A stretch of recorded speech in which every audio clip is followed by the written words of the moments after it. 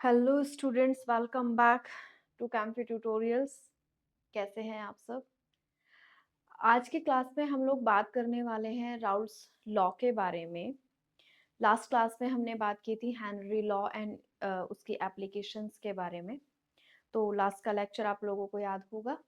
हम लोगों ने क्या पढ़ा था हेनरी लॉ के बारे में? जब हम बात कर रहे थे तो हम कह रहे थे कि जो गैसेस होती हैं उनकी सॉल्युबिलिटी किसी लिक्विड में, मतलब गैस इन लिक्विड सॉल्यूशन में किसी गैस की जो सॉल्युबिलिटी है वो किस किस फैक्टर्स पर डिपेंड करती है। तो ये जो राउल्स लॉ है, ये भी, इसको भी एक special case of Henry law ही बोला जाता है, क्योंकि ये vapour pressure of liquid component in liquid solution पर बेस्ड है।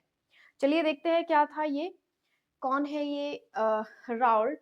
ये राउल्ट है, ये एक फ्रेंच साइंटिस्ट थे, फ्रेंच केमिस्ट थे। इन्होंने 1886 में कुछ बहुत सारे एक्सपेरिमेंट्स किए, अ सीरीज ऑफ एक्सपेरिमेंट्स किया, और उन्होंने एक रिलेशन दिया between mole fractions and vapour pressures of component in a solution, in a liquid solution. ठीक है, तो देखते हैं क्या कहा था इन्होंने। राउल्ट ने कहा, कब कहा? 1886 में इन्होंने ये कहा। ओ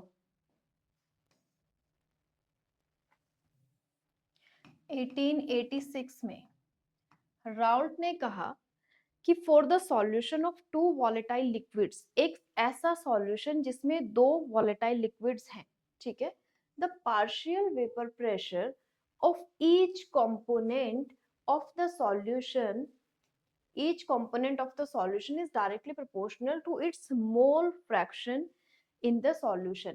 मतलब कि अगर हम ये कहें कि दो कंपोनेंट्स हैं, एक एक वन कंपोनेंट या फिर एक ए कंपोनेंट है और एक बी कंपोनेंट है, मतलब दो दो प्योर लिक्विड्स हैं, ठीक है, ये दोनों वॉलेटाइल लिक्विड्स हैं। आपने क्या किया, इनका एक सॉल्यूशन बना दिया। तो अब देखो, जब ये प्योर फॉर्म में थे तो भी कुछ ना कुछ वेपर्स बन रही थी इसकी, है ना, प्योर फॉर्म में कुछ ना कुछ वेपर्स बन रही थी। अब जब हमने इन दोनों का सॉल्यूशन बना दिया तो सॉल्यूशन में भी इन दोनों की अपनी अपनी कुछ ना कुछ वेपर्स बन रही होंगी, है ना। तो राउल्ट ने क्या कहा, राउल्ट ने कहा कि इस सॉल्यूशन में, जो कि क्या है, this is the solution of two volatile liquids, ठीक है, the partial vapour pressure of each component.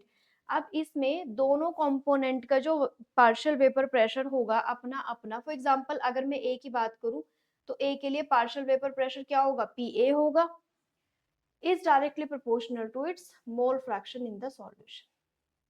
यही चीज इन्होंने बी कंपोनेंट के लिए भी कहा कि पीबी क्या होगा, PB will be directly proportional to X P. और जब हम प्रोपोर्शनैलिटी साइन हटाएंगे तो यहाँ पर हम एक कांस्टेंट यूज करेंगे, दैट इज इसका ही, इसी कंपोनेंट का प्योर फॉर्म में, जब ये यहाँ पर था, इसका प्योर फॉर्म में वेपर प्रेशर कितना था, ठीक है। तो पी नॉट ए एक्स ए, मतलब कि पी ए क्या हो गया, पी ए हो गया आपका P naught A X A, और पी बी क्या हो जाएगा, P naught B X B. तो फिर से समझते हैं राउल्ट ने क्या कहा। राउल्ट ने कहा कि एक ऐसा सॉल्यूशन जिसमें दो वॉलेटाइल लिक्विड्स है या दो से ज्यादा वॉलेटाइल लिक्विड्स है, उस सॉल्यूशन में partial vapour pressure of each component, दोनों कंपोनेंट का अलग अलग वेपर प्रेशर, यहाँ पर अलग अलग वेपर प्रेशर कैसा होगा, हर एक कंपोनेंट का वेपर प्रेशर उसके प्योर फॉर्म के वेपर प्रेशर इनटू इस सॉल्यूशन के अंदर इसका मोल फ्रैक्शन कितना है उसके प्रोडक्ट के बराबर होगा, ठीक है। ओके, सो क्या कहा इन्होंने, इन्होंने बोला P1, ये इन्होंने एक कंपोनेंट ले लिया P1, उसको उन्होंने वन कंपोनेंट नाम दे दिया, एक को इन्होंने टू कंपोनेंट नाम दे दिया, तो ये हो गया हमारा P1 is equal to P01 x1 and P2 is equal to P02 x2। And according to Dalton, Dalton ने क्या कहा था, डेल्टन ने कहा किसी सॉल्यूशन में, इस सॉल्यूशन में जितने भी कंपोनेंट्स प्रेजेंट है या इससे भी ज्यादा होते हैं अगर तब भी, तो इस पूरे सॉल्यूशन का टोटल प्रेशर क्या होता, इन कंपोनेंट्स के इंडिविजुअल प्रेशर्स के सम के बराबर होता। इन इन इन कंपोनेंट्स का, इंडिविजुअल कंपोनेंट्स का जो सम है वही टोटल वेपर प्रेशर होता है सॉल्यूशन का। तो इसका मतलब क्या है, पी क्या हो जाएगा, पी हो जाएगा आपका P1 प्लस P2 या फिर PA प्लस PB, है ना। और P1 को हम क्या कह रहे हैं, हम कह रहे हैं P01 x1 plus P02 x2। तो this is Raoult's law. Okay, चलिए क्या क्या बात कही इन्होंने? इन्होंने ये कहा कि जब दो कंपोनेंट्स को आप मिला रहे हैं, दोनों वोलेटाइल कंपोनेंट्स हैं, है ना? और जब आप उनका एक सॉल्यूशन बना रहे हैं तो पार्शियल वेपर प्रेशर दोनों कंपोनेंट के इंडिविजुअल प्योर फॉर्म के वेपर प्रेशर इनटू उसके मोल फ्रैक्शन इन द सॉल्यूशन का प्रोडक्ट होगा। चलो, तो अगर हम इसके लिए एक ग्राफ प्लॉट करते हैं, राउल्ट के लिए हम अगर एक ग्राफ प्लॉट करें तो हम ये देखेंगे, फॉर एग्जांपल चलो हम एक ग्राफ प्लॉट करते हैं, मोल फ्रैक्शन किस किस का, मोल फ्रैक्शन जो भी कंपोनेंट है आपके सॉल्यूशन के अंदर, हमने बोला ए एंड बी दो कंपोनेंट है, ठीक है, और उनके वेपर प्रेशर का। ओके, तो हम कह रहे हैं जब x से 1 है मतलब कि a कंपोनेंट अपनी प्योर स्टेट में है, ठीक है, तो x से क्या होगा, जब अपनी प्योर स्टेट में होगा तो सारा मोल फ्रैक्शन उसी का होगा। ओके, देन ये क्या हो जाएगा, ये हो जाएगा आपका पी नॉट, ये हो जाएगा पी नॉट ए, ठीक है, क्योंकि यहाँ पर क्या कह रहे हैं, हम कह रहे हैं कि A is the mole fraction, x is equal to 1 और this is the mole fraction of A component, और जब किसी भी कंपोनेंट का मोल फ्रैक्शन इज 1 तो सारा का सारा वेपर प्रेशर उसी कंपोनेंट का होगा, मतलब PA क्या होगा आपका, लेट से ये आपका PA होगा, ठीक है।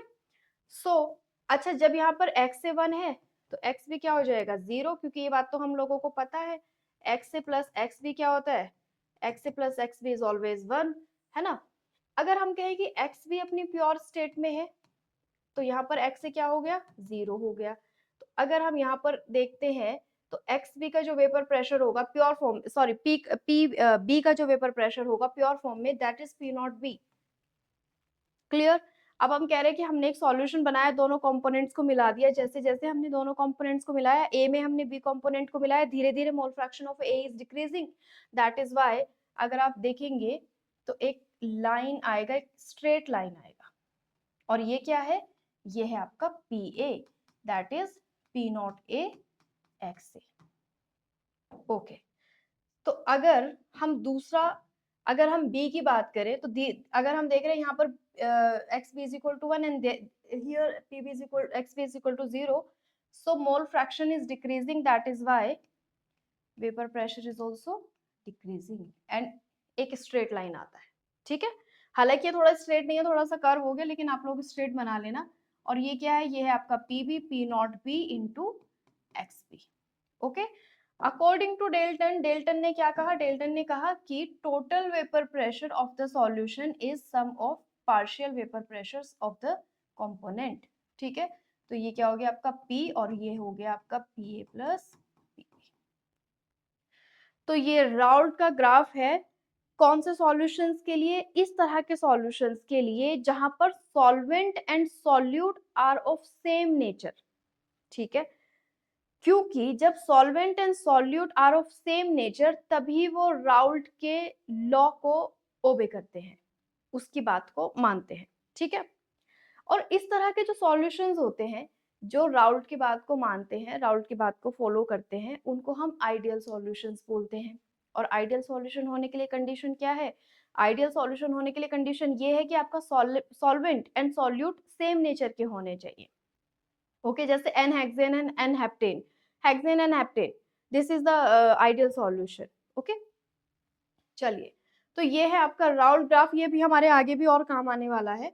इसके पहले हम बात करते हैं, ये आपको समझ आ गया, उसके बाद हमने राउल्ट ग्राफ देख लिया है। चलिए अब नेक्स्ट देखते हैं। अभी जो मैंने बोला आपको एक वर्ड की ideal solutions and non ideal solutions, मतलब कि उस तरह के सॉल्यूशन जो राउल्ट की बात को मान रहे थे और उस तरह के सॉल्यूशन जो राउल्ट की बात को नहीं मान रहे। चलो देखते हैं क्या क्या मान रहे क्या नहीं मान रहे।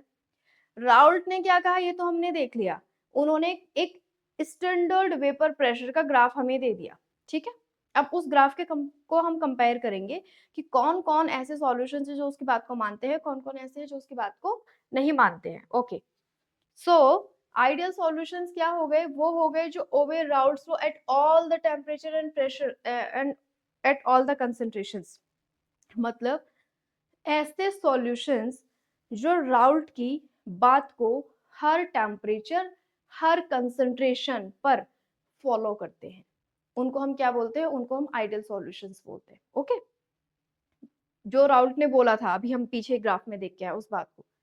नॉन आइडियल क्या हो गए, जो इसकी बात को नहीं मानते हैं, राउल्ट ने जो कहा उसकी बात को नहीं मानते।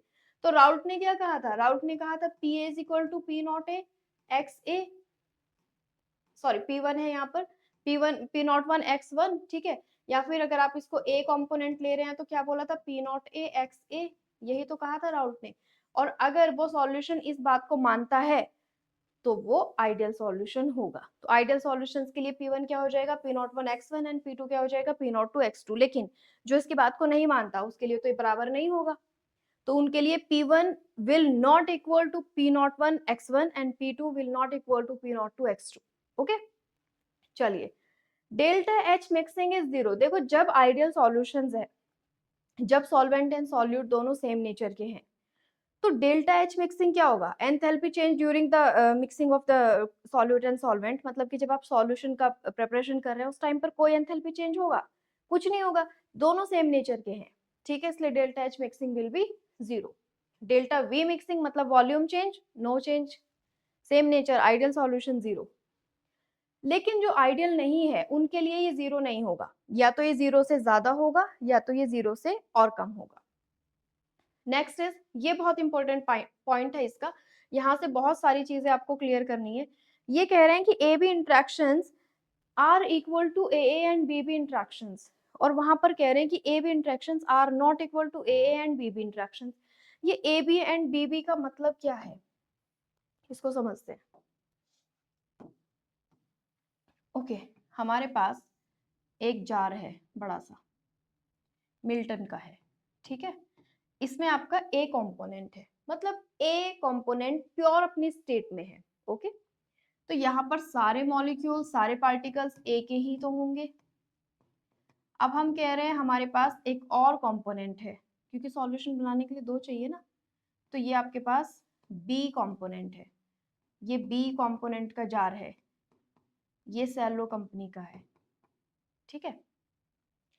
तो यहाँ पर सारे के सारे कंपोनेंट्स बी कंपोनेंट्स होंगे, है ना, सारे मॉलिक्यूल्स बी के होंगे। अब अगर मैं ये कहूं कि ए और बी, ए और ए के इंट्रैक्शंस, मतलब कि इनके बीच की बॉन्डिंग पहले जैसी थी, और बी के बीच की बॉन्डिंग पहले जैसी थी, मतलब इंडिविजुअल जैसी थी, ऐसी ही जब आप इनको मिला दें आपस में और ये ए बी सॉल्यूशन बना लेंगे, तो अगर इनके मॉलिक्यूल्स के बीच में या फिर इनके पार्टिकल्स, कॉन्स्टिट्यूएंट पार्टिकल्स के बीच में अगर अभी भी वैसी ही बॉन्डिंग है जैसी किसकी थी, ए की थी, वैसे ही किसकी है, ए बी की है, और वैसे ही किसकी थी, बी की, तो ये सॉल्यूशन आइडियल सॉल्यूशन कहलाएगा, ठीक है। इसका मतलब क्या है, इसका मतलब ये है कि मान लो आप लोग के स्कूल में कुछ सेक्शंस है ना, कुछ आपकी जो क्लासेस होती है वो सेक्शन में डिवाइड होती है ना।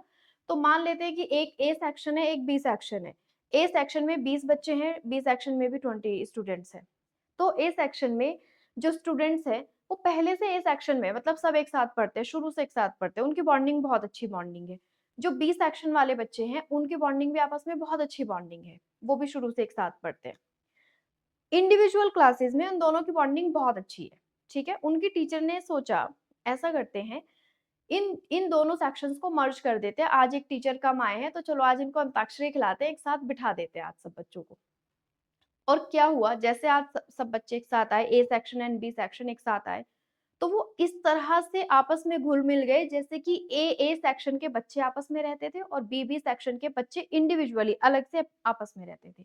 तो अब क्या हुआ, देखो बॉन्डिंग में क्या हुआ, जो ए की बॉन्डिंग थी वो बिल्कुल वैसी ही बॉन्डिंग है जैसी कि उनकी अपनी इंडिविजुअल क्लास में थी बी के बच्चों के साथ, ठीक है।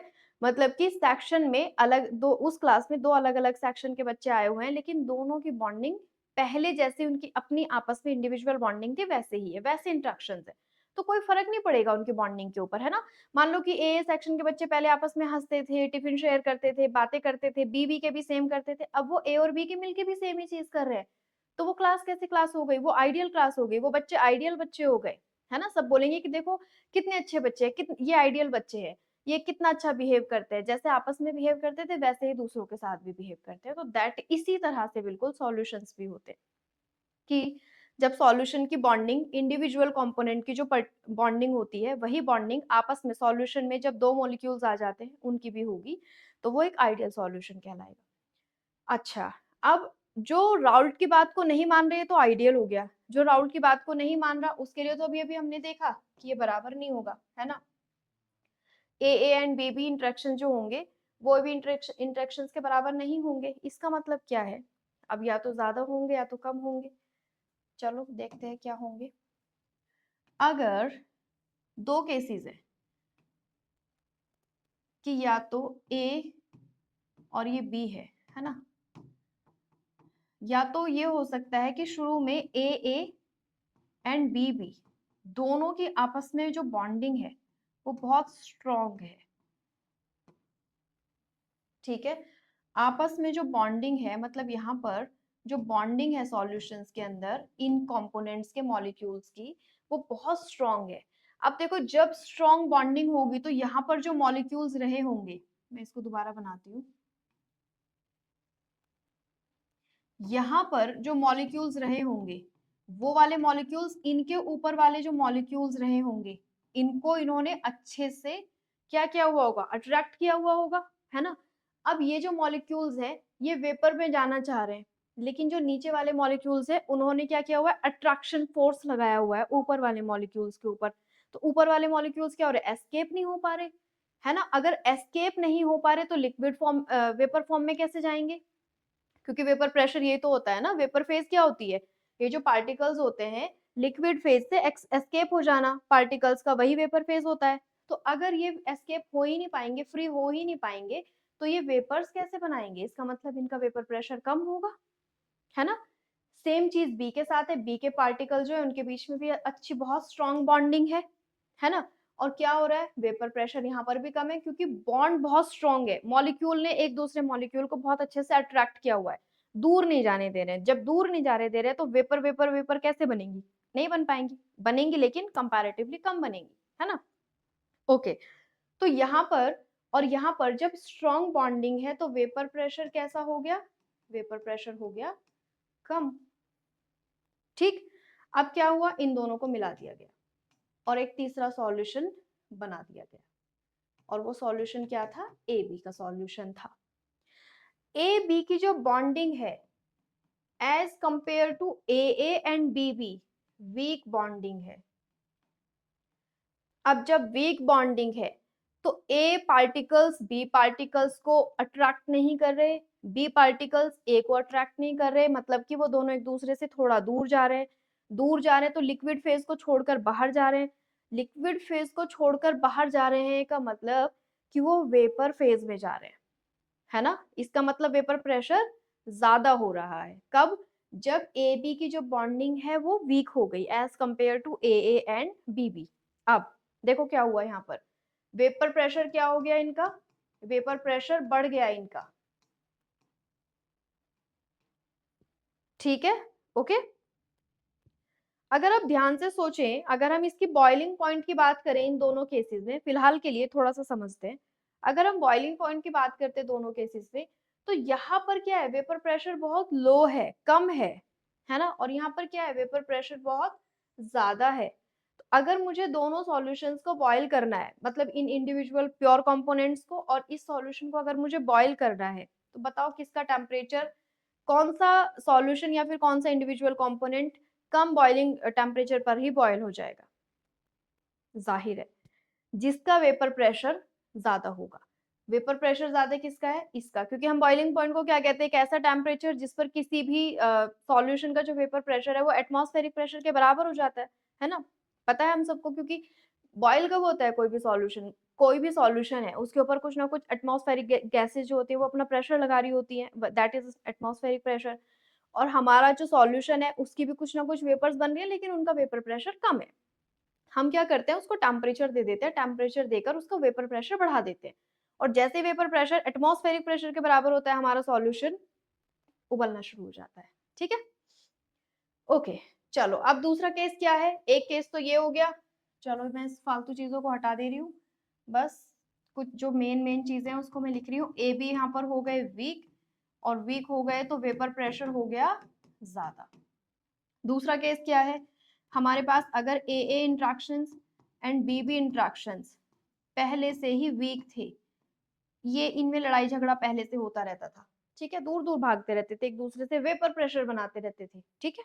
अब क्या हो गया, हमने क्या किया, ए और बी को मिला दिया, और ए और बी की बॉन्डिंग पता नहीं कैसे इतनी अच्छी हो गई एकदम से, आपस में तो ये अच्छे थे ही नहीं, लेकिन पता नहीं क्या हो गया ऐसा इनके साथ कि जब ये आपस में मिले तो ये अच्छे हो गए, है ना। ऐसा नहीं कि पता नहीं क्या हो गया, पता है कि क्या हो गया, किसी दिन अगर कहीं बात आई ये वाली चीज तो मैं आपको समझाऊंगी कि क्या हो गया, ठीक है, लेकिन फिलहाल के लिए मान लेते पता नहीं क्या हो गया।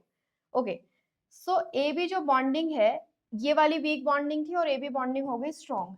अब क्या हो रहा है, इनमें पहले तो बहुत झगड़ा हो रहा था, भाग रहे थे दूर दूर, वेपर प्रेशर बना रहे थे, अभी क्या हो गया, अभी तो इन्होंने क्या किया, एक दूसरे को अट्रैक्ट कर लिया, अच्छे से अट्रैक्ट कर लिया, और अगर अच्छे से अट्रैक्ट कर लिया इसका मतलब वेपर प्रेशर बनना कम हो गया, बिल्कुल, तो वेपर प्रेशर हो गया इसका कम।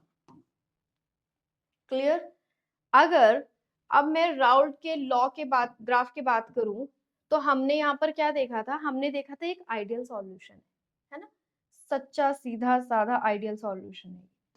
चलो, जब हम कह रहे हैं कि हमने दो ऐसे कंपोनेंट लिए जिनकी पहले बॉन्डिंग स्ट्रॉन्ग थी, है ना, पहले बॉन्डिंग स्ट्रॉन्ग थी, वेपर प्रेशर कम था, और ए बी की बॉन्डिंग हो गई वीक, वेपर प्रेशर हो गया ज्यादा, तो जब वेपर प्रेशर ज्यादा हो गया तो राउल्ट लॉ से कौन सा डेविएशन शो करेगा, वो ये वाला डेविएशन शो करेगा, पॉजिटिव डेविएशन,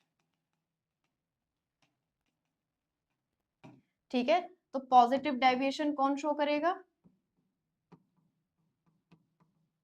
पॉजिटिव डेविएशन वो वाले कंपोनेंट शो करेंगे जहां पर A A and B B bonding strong है एंड ए बी वीक है। चलो दूसरा देखते हैं, दूसरा पेन ले लेते हैं और दूसरा एग्जाम्पल देखते हैं, ठीक है। अब क्या हो रहा है, पहले बॉन्डिंग वीक थी, बाद में बॉन्डिंग स्ट्रॉन्ग हो गई, वेपर प्रेशर कम हो गया, वेपर प्रेशर कम हो गया तो किसी कंपोनेंट का राउल्ट्स लॉ से कैसा डेविएशन हो गया, उसका डेविएशन हो गया नेगेटिव, मतलब राउल्ट ने जो बोला कि ये वाला आपका रास्ता है, आपको यहाँ तक जाना है, तो आप आइडियल होंगे, तो वो उस रास्ते से भी और नीचे वाले रास्ते से जा रहा है, ठीक है, that is negative deviation.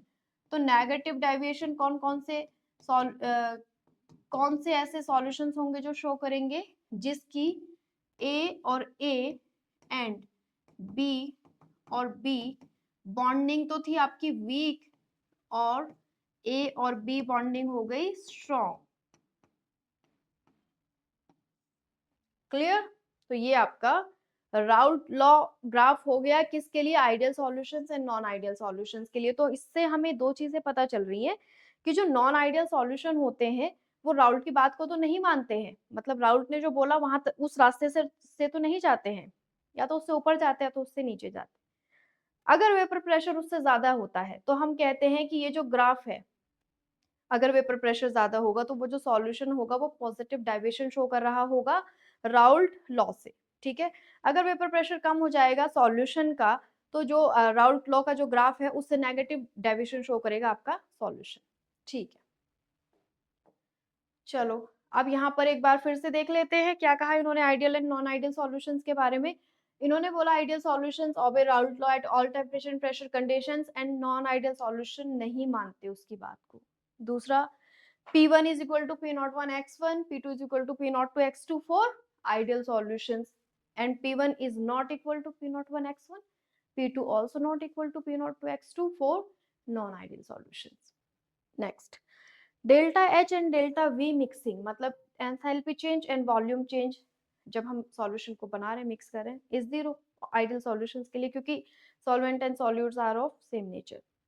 Delta H mixing and delta B mixing is not zero, या तो मोर देन जीरो या तो लेस देन जीरो, है ना। अभी अभी हमने देखा भी वेपर प्रेशर जब ज्यादा होगा। अच्छा चलो इस चीज को मैं आपके लिए छोड़ती हूँ, अभी हमने ग्राफ देखा, ठीक है, मैं इसको समझाऊंगी नहीं आपको ज्यादा डिटेल में। अभी हमने ग्राफ देखा, उस ग्राफ में आपने देखा कि positive deviated and negative deviated दो तरह के सॉल्यूशंस थे।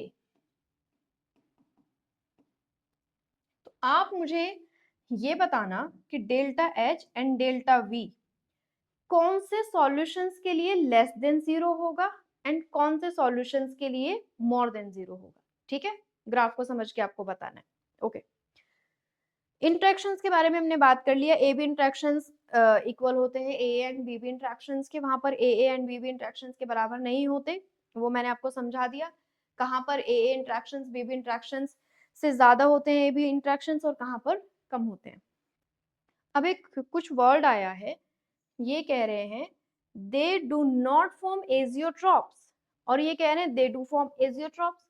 अब ये ऐसी क्या चीज है एजियोट्रॉप्स, जो कि आइडियल सॉल्यूशंस तो नहीं बनाते लेकिन नॉन आइडियल बनाते हैं। वैसे तो नॉन आइडियल कुछ खास बात मानते हैं नहीं, राउल्ट के देखते हैं क्या बनाते हैं एजियोट्रॉप्स। ओके, सो ये जो एजियोट्रॉप्स होते हैं ना,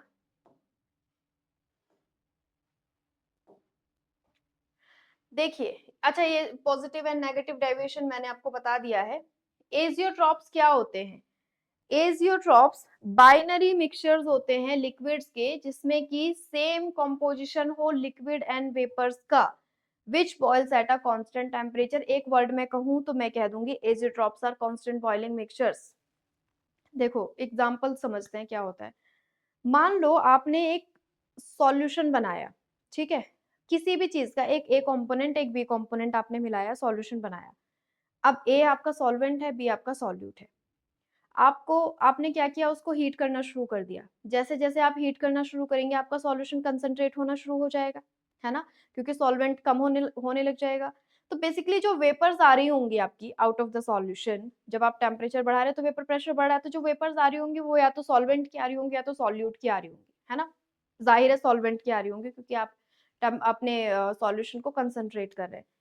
अब अगर एक टेम्परेचर ऐसा आए कि आपके जो दो कंपोनेंट थे ए एंड बी, दोनों कंपोनेंट्स की वेपर्स एक साथ आ रही हैं, मतलब कहने का मतलब ये है कि आपका जो सॉल्यूशन था वो बॉयल हो रहा है, लेकिन उसके जो कंपोनेंट्स हैं उनकी वेपर्स डिफर नहीं हो रही, अलग अलग नहीं बन रही, उनकी एक ही वेपर्स बन रही हैं। इसका मतलब क्या है कि वेपर फेज में भी कंपोजिशन वही है जो कि सॉल्यूशन में है।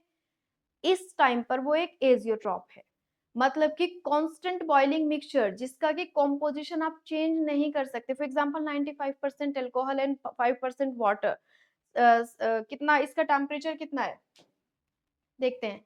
अच्छा इसका टेम्परेचर मैंने लिखा हुआ नहीं है, लगभग लगभग 78.1 डिग्री सेल्सियस के आसपास ये बॉयल होना शुरू हो जाता है। जबकि अगर हम बात करें अल्कोहल का बॉइलिंग टेम्परेचर कितना होता है 78.4 डिग्री सेल्सियस, और अगर हम वाटर की बात करें तो वाटर का तो 100 डिग्री सेल्सियस होता है। और आपने क्या किया, आपने इसको मिक्स करा दिया।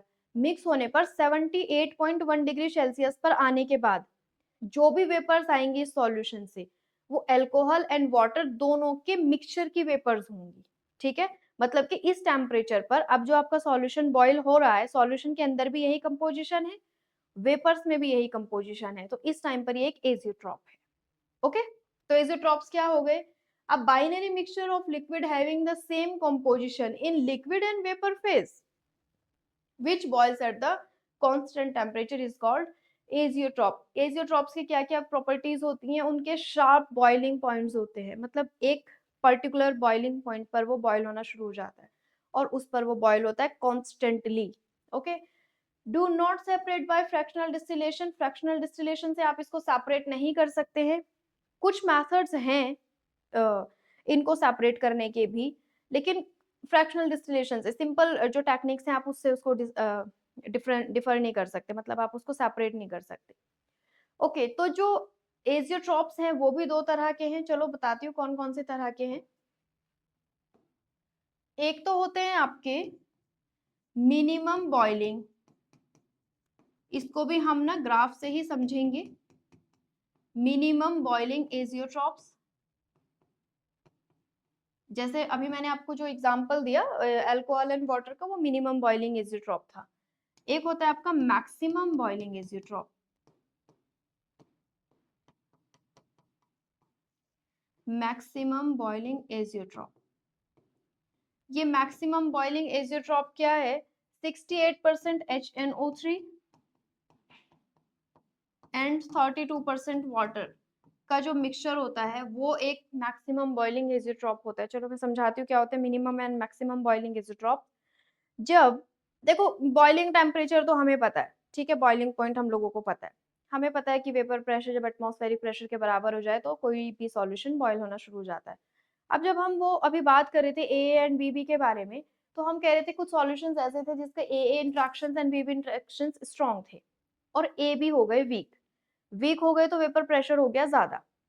अब जिस टेम्परेचर पर उसको बॉयल होना चाहिए था, मान लो कि उसको 70 डिग्री सेल्सियस पर बॉयल होना चाहिए था, ठीक है, अब वो 60 पर ही बॉयल होना शुरू हो गया या फिर 68 पर बॉयल होना शुरू हो गया उसका, क्योंकि वेपर प्रेशर तो पहले से ज्यादा बढ़ गया ना, और वेपर प्रेशर ज्यादा बढ़ गया इसका मतलब बॉइलिंग पॉइंट थोड़ा और कम हो जाएगा, थोड़े कम टेम्परेचर पर ही वो बॉयल होना शुरू हो जाएगा, क्योंकि वेपर्स तो पहले से बन रही है और हमने टेम्परेचर देके करना भी क्या है, वेपर्स ही तो बनानी है, वो तो बन ही रही है, बन रही है तो थोड़े कम टेम्परेचर पर ही बॉयल हो जाएगा।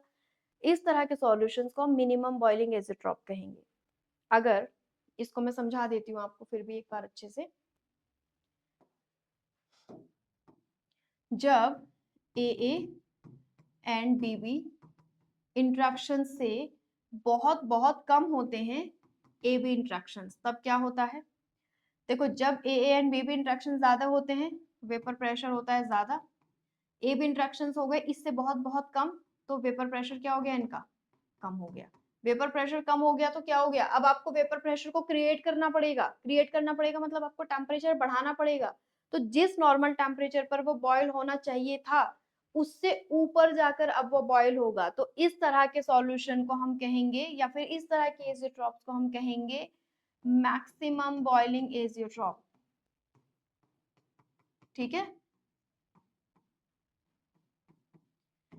अब अगर मैं बात करूं ए एंड बी इंट्रैक्शंस के बारे में, और वो थे वीक, है ना, सॉरी वीक तो हमने देख लिया, स्ट्रॉन्ग बनाते हैं अब इनको, ए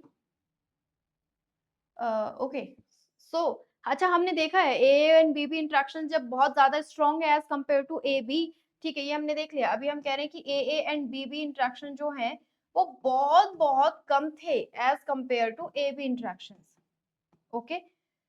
अब जब ए एंड बी इंट्रैक्शन बहुत बहुत कम थे as compare to A B interaction, A B interaction क्या है यहाँ पर, अच्छा मैंने कुछ उल्टा बोल दिया यहाँ पर ना, मैंने यहाँ पर कुछ उल्टा बोला, मैंने ये बोला कि जब A interaction and B interaction बहुत ज्यादा हाई हैं, जब बहुत ज्यादा हाई होंगे तो वेपर प्रेशर कम कहाँ हो जाएगा भाई, है ना, जब A interaction and B interaction strong interaction होंगे, है ना, तो फिर वेपर प्रेशर कहाँ से हो जाएगा, वेपर प्रेशर तो कम हो जाएगा, ये तो स्ट्रॉन्ग है ना, ये स्ट्रॉन्ग है अभी, तो वेपर प्रेशर क्या है, वेपर प्रेशर कम है इनका।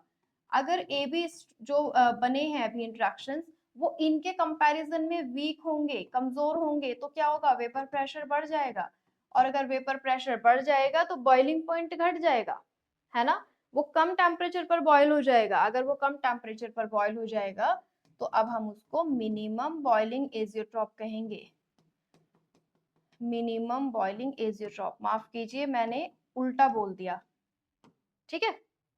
चलो दूसरा केस क्या था, दूसरा केस ये था कि A and B interactions weak हैं, कमजोर हैं, कमजोर हैं तो वेपर प्रेशर बहुत ज्यादा है ना, वेपर प्रेशर पहले से बहुत ज्यादा है, अब क्या हुआ, ए बी इंट्रैक्शंस हो गए और ए बी इंट्रैक्शंस हो गए इनके कंपैरिजन में, इनके रिलेशन में ये हो गए स्ट्रॉन्ग, और स्ट्रॉन्ग हो गए तो वेपर प्रेशर घट गया इनका, इनकी रेंडमनेस घट गई, रेंडमनेस घट गई तो वेपर प्रेशर घट गया, ठीक है। अब वेपर प्रेशर घट गया तो आपको तो बॉयल करना है, तो आपको तो टेम्परेचर बढ़ाना पड़ेगा, वेपर प्रेशर क्रिएट करना पड़ेगा, है ना, तो ये वाले जो सॉल्यूशंस होंगे या फिर ये वाले जो एजियोट्रॉप्स होंगे ये हो जाएंगे आपके maximum boiling azeotropes.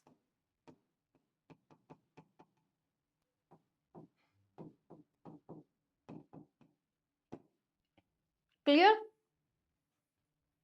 Example HNO3 कितना 68% एंड वाटर कितना 32% सॉरी, इसका एग्जाम्पल मिनिमम बॉइलिंग का alcohol and water, alcohol plus water, कितना अल्कोहल 95% अल्कोहल एंड 5% वाटर, ठीक है। तो आज हमने क्या बात की, आज हमने बात की राउल्ट्स लॉ के बारे में, और राउल्ट्स लॉ के को कौन कौन से सॉल्यूशंस है जो ऑबे करते हैं राउल्ट्स लॉ को, उसके बारे में हमने बात की, जो मानते हैं राउल्ट्स के बाद जो राउल्ट्स की बात को के लॉ को ओबे करते हैं, उनको हम आइडियल सॉल्यूशंस बोलते हैं। और आइडियल सॉल्यूशंस क्या होते हैं, इसकी प्रॉपर्टीज़ हमने देख ली हैं, ठीक है। दूसरा, अगर जो नहीं मानते उसकी बात को, उनको हम नॉन आइडियल सॉल्यूशंस बोलते हैं। अब नॉन आइडियल सॉल्यूशंस के टाइप्स भी हमने देख लिए। वहाँ पर हमने एक वर्ड देखा लिखा हुआ, क्या लिखा हुआ था कि they form azeotropes and ideal solutions do not form azeotropes. तो वो एजियोट्रॉप्स क्या होगा, इसके बारे में मैंने आपको बता दिया। कांस्टेंट बॉइलिंग मिक्सचर्स हो जाते हैं, ठीक है। और दो तरह के होते हैं, maximum and minimum boiling on the basis of AB, AA and BB interactions. हम इसको डिफरेंशिएट कर सकते हैं। अच्छा, मैंने आपको कुछ काम दिया है। काम क्या है आपका? सिर्फ एक छोटी सी चीज आपको देखनी है। अच्छा, एक बार ये भी देख लीजिए आप कि नॉन आइडियल सॉल्यूशन जो कि positive and negative deviation show कर रहे थे, उसके बारे में मैंने लिख दिया कि कौन कौन से सॉल्यूशंस हैं। इंट्रैक्शंस में लिख दिए हैं, delta H mixing, delta we. ये तो आपको आंसर मिल गया, यही तो पूछा था। चलो कोई बात नहीं, मैं क्लियर नहीं कर रही, फिर भी आप ही देखेंगे अपने आप, ठीक है। तो जो पॉजिटिव डेविएटेड सॉल्यूशंस होते हैं वो मिनिमम मिनिमम बॉइलिंग एजिट्रॉप्स होते हैं। और जो उसका एग्जांपल है मेथनॉल एंड एसीटोन। और जो आपके नेगेटिव डेविएटेड सॉल्यूशंस होते हैं उसके लिए delta H mixing, delta V mixing लिखा हुआ है। बाकी जो क्वेश्चन मैंने पूछा है वो कहीं ना कहीं यहाँ से रिलेट करता है, इसलिए मैं इसका आंसर मैं नहीं दूंगी, वो आप ढूंढेंगे अपने आप। सिर्फ मैं इसका एग्जाम्पल बता रही हूँ, phenol aniline and chloroform acetone are the examples of negative deviated solutions. तो चलिए, आज की क्लास में हम इतना ही रखेंगे, मिलते हैं हम नेक्स्ट क्लास में। अब नेक्स्ट क्लास में हम लोगों को बात करनी है कॉलिगेटिव प्रॉपर्टीज के बारे में। तो 4 कॉलिगेटिव प्रॉपर्टीज हमें पढ़नी है, ठीक है। वो भी आप इस वाली वीडियो को, इस वाले लेक्चर को आप बहुत ध्यान से देखेंगे, ठीक है। Henry law and Raoult's law दोनों को कंपेयर करेंगे। राउल्ट्स लॉ के बारे में आप अच्छे से पढ़ेंगे, उसके नोट्स बनाएंगे। दूसरा, आप आइडियल नॉन आइडियल सॉल्यूशंस को उनके इंट्रैक्शंस के बेसिस पर, ठीक है, उनके इंट्रैक्शन मतलब ए एंड बी के इंट्रैक्शंस के बेसिस पर आप उसको पढ़ना, ठीक है, उसको क्लियर करना। तो जब हम कॉलिगेटिव प्रॉपर्टीज पढ़ेंगे वो बहुत ज्यादा नहीं, वो सारी की सारी पूरी की पूरी रिलेट करती है इन्हीं बातों के ऊपर जो आज हमने डिस्कस की हैं। मतलब कि वेपर प्रेशर का बढ़ जाना, घट जाना, बॉइलिंग पॉइंट का कम हो जाना, बढ़ जाना, इन सब चीजों के ऊपर, ठीक है। तो चलिए मिलते हैं नेक्स्ट क्लास में। तब तक के लिए आप अपना ध्यान रखिए, पढ़ते रहिए, और जल्दी ही मिलते हैं हम नेक्स्ट क्लास में। Thank you so much.